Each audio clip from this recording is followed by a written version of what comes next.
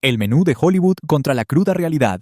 Lo primero que tienes que hacer es borrar de tu cabeza esa imagen de El Padrino, con todos sentados alrededor de una mesa gigante comiendo pasta con salsa roja durante 3 horas. Claro que comían comida italiana, eran italianos, pero su dieta era tan variada y a veces tan rara como sus métodos para hacer negocios. El problema es que el cine nos vendió un cliché, una postal romántica de la familia, unida por los canelones, cuando la realidad es que la comida para ellos era una herramienta más, un símbolo de poder, una forma de negociar, una excusa para reunirse o simplemente lo que les apetecía ese día, aunque fuera un sándwich cutre. Pensar que solo comían espaguetis es como creer que los vaqueros del viejo oeste se pasaban el día cantando alrededor de una hoguera. Es una parte minúscula y muy adornada de la historia real. La comida de un mafioso decía más de su personalidad, su estatus y hasta de su paranoia que cualquier traje caro o coche de lujo. Y vas a flipar con lo que realmente se metían entre pecho y espalda cuando no había cámaras delante. El innovador culinario, Al Capone. Empecemos por el jefe de jefes, Al Capone. Si le preguntas a cualquiera, te dirá que su plato favorito eran los espaguetis a la boloñesa o alguna lasaña monumental. Pues no, su plato estrella eran los espaguetis con salsa de nueces. Repito, salsa de nueces. Una mezcla a base de aceite, pan rallado, nueces tostadas y un poco de queso. Algo que suena más a plato de un restaurante hipster de hoy que a la comida de un gángster de los años 20 en Chicago. Esta no era una receta de la nonna, era una especialidad del norte de Italia, mostrando que Capone tenía un paladar más refinado y menos predecible de lo que se cree. Y cuando no estaba con sus experimentos de pasta, su otra debilidad era el cerdo asado relleno al estilo de Wisconsin, un plato que descubrió mientras se escondía en los bosques. Lo rellenaba con prosciutto, provolone, aceitunas y champiñones. Esto nos dice algo clave. Capone adaptaba a su gusto al lugar donde estaba, fuera un escondite rural o la ciudad. Su comida era un reflejo de su vida, una mezcla de tradición y adaptación forzosa. La fusión inesperada. Lucky Luciano y los pepinillos kosher. Lucky Luciano, el tipo que básicamente creó la mafia moderna, tenía como mejores amigos a 2 de los gángsteres judíos más importantes de la historia, Meyer Lansky y Bugsy Siegel. ¿Y qué pasa cuando un capo italiano pasa más tiempo con sus colegas judíos que con su propia familia? Pues que su comida favorita acaba siendo algo que nadie esperaría. Pepinillos kosher. No es una broma. Luciano estaba obsesionado con los pepinillos encurtidos al estilo judío. De hecho, cuando el gobierno de Estados Unidos lo contactó en la cárcel para que les ayudara a proteger los muelles de Nueva York durante la Segunda Guerra Mundial y a planificar la invasión de Sicilia, lo primero que pidió, a cambio de su colaboración, además de beneficios penitenciarios, fue un cargamento de comida de sus delis judíos favoritos, con una cantidad absurda de pepinillos. Este detalle es brutal, porque demuestra que la mafia no era un club italiano cerrado. Era un crisol de culturas donde los negocios y la amistad borraban las fronteras culinarias. El plato favorito de Luciano no era un símbolo de su herencia italiana, sino de sus alianzas estratégicas y personales. El capricho dulce del cerebro financiero. Meyer Lansky. Y hablando de los colegas de Luciano, Meyer Lansky, conocido como el contable de la mafia, era el cerebro financiero, el tipo tranquilo que movía los hilos del dinero. No era un hombre de grandes lujos ni de comidas ostentosas. Su lugar favorito era Ratner's, un famoso restaurante de lácteos en el Lower East Side de Manhattan. Allí, mientras planeaba cómo blanquear millones de dólares, su plato preferido eran los cheese blintzes. Para que nos entendamos, son una especie de crepes o tortitas finas, rellenas de una mezcla de queso dulce, a menudo servidas con fruta por encima. Es un plato tradicional de la cocina judía, casi un postre o un desayuno. Esto nos muestra a un Lansky completamente diferente del estereotipo de mafioso. No necesitaba un chuletón gigante para sentirse poderoso. Su poder no estaba en la intimidación a la hora de comer, sino en su mente. Elegir un plato tan sencillo y tradicional, casi humilde, en medio de un imperio criminal, revela una personalidad que valoraba la discreción y el confort de sus raíces por encima de la fanfarronería de otros capos. El foodie bipolar, John Gotti y su doble vida culinaria. Si hay alguien que rompe el molde, es John Gotti. El Dapper Don. Te lo imaginas siempre en los restaurantes más caros de Nueva York, como el Sparks Steakhouse, cortando un chuletón que cuesta más que tu alquiler. Y sí, lo hacía. Esos sitios eran su oficina, el escenario donde demostraba poder y cerraba tratos. Pero aquí viene lo bueno, su placer culpable. Lo que comía cuando nadie lo veía era de Cracker Barrel. Sí, has oído bien, esa cadena de restaurantes de carretera. Le encantaba el pollo frito con biscuits y el chicken fried steak.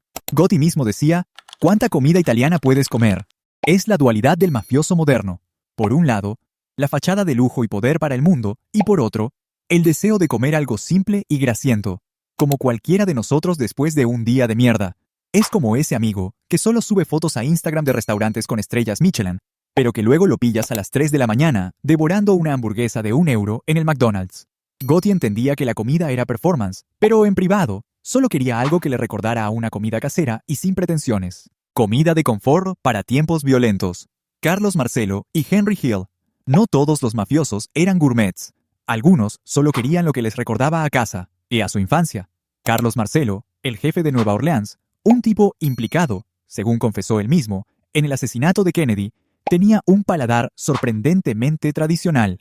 A pesar de vivir en una de las capitales gastronómicas del mundo, famosa por sus ostras y su marisco, su plato favorito eran unos simples espaguetis con albóndigas, el plato más básico y casero del recetario italoamericano.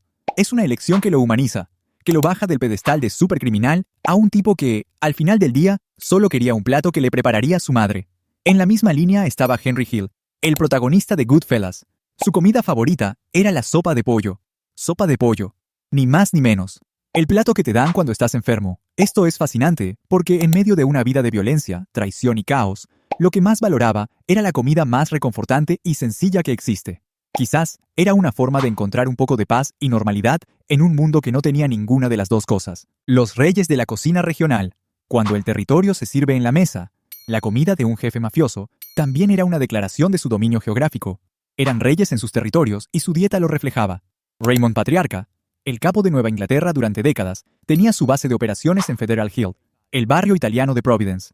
Su plato predilecto era la pasta cresta di gallo del restaurante Adesso, hecha con un caldo de ternera, pollo a la parrilla, salchicha y tomates frescos y secos. Un plato contundente y complejo, como su control sobre la región. Por otro lado, en la costa oeste, el gángster judío Mickey Cohen, que controlaba Los Ángeles, no sentía ningún apego por la comida italiana. Su sitio era Cole's Restaurant, y su obsesión era el French Dip Sandwich, un sándwich de roast beef en pan francés que se moja en su propio jugo. Es un plato icónico de Los Ángeles. Cohen, al adoptarlo como su favorito, estaba diciendo: "Esta es mi ciudad, y esta es mi comida". No necesitaba importar las tradiciones de Italia. Él creaba las suyas propias en su feudo californiano. La gastronomía de prisión. El arte de comer bien entre rejas. Una de las mayores obsesiones de un mafioso es no perder su estatus, ni siquiera en la cárcel. Y la comida era la principal forma de demostrarlo. La escena de Goodfellas, donde cocinan en la cárcel, no es una exageración, es la pura realidad. Tipos como Paul Barrio o Henry Hill recreaban un festín tras las rejas. Usaban un diente de ajo para cortar el ajo tan fino que se derretía en la sartén con un poco de aceite. Cocinaban langostas, filetes que conseguían de contrabando de los guardias corruptos, y preparaban una salsa de tomate que tardaba horas en hacerse. Tener acceso a buena comida en prisión no era solo por el placer de comer, era el máximo símbolo de poder. Significaba que seguías teniendo influencia, dinero y conexiones en el exterior. Mientras el resto de presos comía una basofia aguada, ellos se daban banquetes. Comer bien en la cárcel era un mensaje para los demás. Sigo siendo el jefe, incluso aquí dentro. Era una rebelión culinaria contra el sistema, el robo de chefs.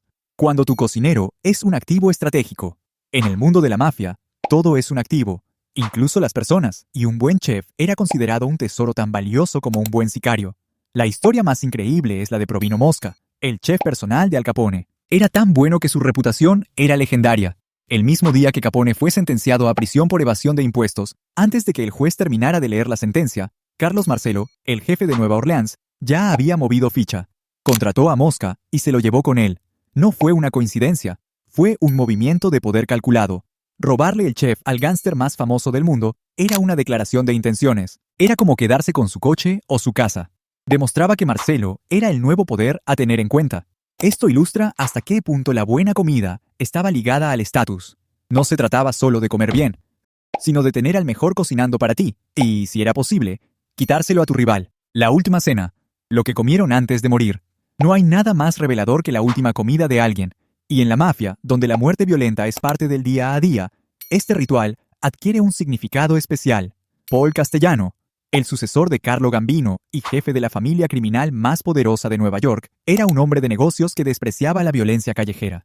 Se veía más como un director ejecutivo que como un gángster. Su final llegó en 1985, cuando fue asesinado a tiros por orden de John Gotti, justo a la entrada del Sparks Steakhouse en Manhattan. Iba a cenar, a disfrutar de uno de esos chuletones que simbolizaban su estatus de élite. Su última comida, que nunca llegó a probar, era la máxima expresión de su estilo de vida. Un festín de carne en un restaurante de lujo. La ironía es brutal. Fue asesinado justo en la puerta del lugar que representaba su poder, justo antes de disfrutar del plato que lo definía. Su muerte no solo fue un cambio de liderazgo, fue el fin de una era de mafiosos de guante blanco, reemplazada por la ostentación más cruda de Gotti, el legado en el plato. Cómo la mafia dio forma a la comida italoamericana. Aunque no lo creas, muchos de los restaurantes italoamericanos más famosos de Estados Unidos deben su leyenda a la clientela mafiosa. Lugares como Rao's en Nueva York se convirtieron en mitos no solo por su comida, que era excelente, sino porque era casi imposible conseguir una mesa si no eras alguien importante en ese mundo. Comer allí era una señal de que habías llegado. Estos restaurantes funcionaban como clubes privados, oficinas neutrales y confesionarios. Los mafiosos no solo iban a comer, iban a ser vistos, a cerrar tratos, a celebrar victorias y a planear venganzas. Esta asociación con el crimen organizado, en lugar de dañar su reputación, les dio un aura de exclusividad y peligro que atraía a la gente. Crearon una simbiosis perfecta. La mafia obtenía un lugar seguro y de estatus, y el restaurante obtenía una fama que el dinero no podía comprar. Así, sin quererlo, la mafia ayudó a cimentar la popularidad de la cocina italoamericana en la cultura popular, convirtiendo platos como los espaguetis con albóndigas en un ícono cultural. Entonces, después de todo esto, ¿cuál sería tu comida para cerrar el trato más importante de tu vida? Y mientras lo piensas, tienes que ver este otro video sobre todos los gánsteres más ricos de la historia, para que veas que no solo tenían buen gusto para comer, sino también para hacer dinero.